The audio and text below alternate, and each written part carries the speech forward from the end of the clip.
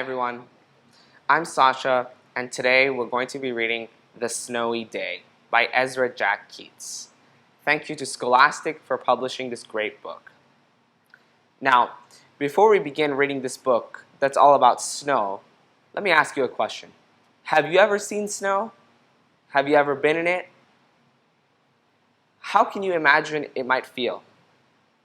Can you come up with a few words to describe what snow is like? Awesome. I think snow is crisp, cool, and magical. Now let's read and see what this great book is about.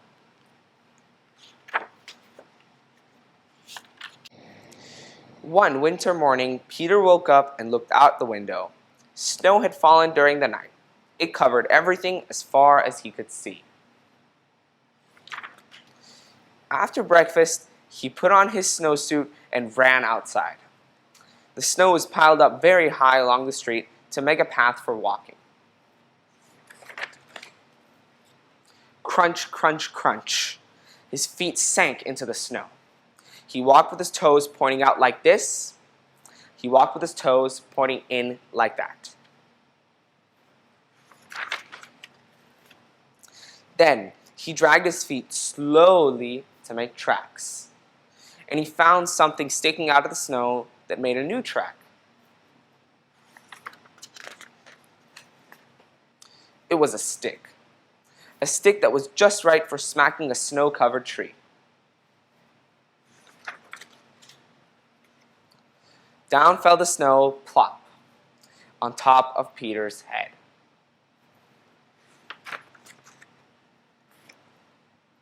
He thought it would be fun to join the big boys in their snowball fight, but he knew he wasn't old enough. Not yet. So he made a smiling snowman, and he made angels. He pretended he was a mountain climber. He climbed up a great big tall heaping mountain of snow and slid all the way down. He picked up a handful of snow, and another, and still another. He packed it round and firm and put the snowball in his pocket for tomorrow. Then he went into his warm house. He told his mother all about his adventures while she took off his wet socks. And he thought and thought and thought about them.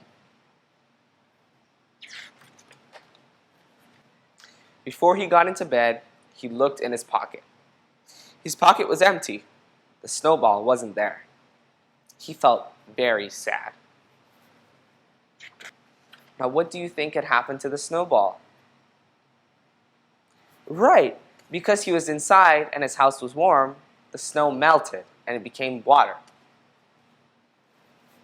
Now back to the story.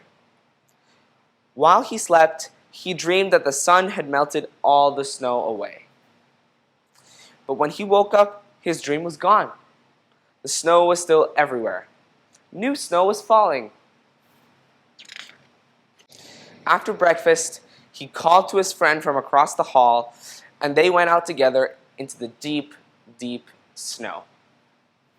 The end. I hope you enjoyed that book just as much as I did. This book was once again called The Snowy Day.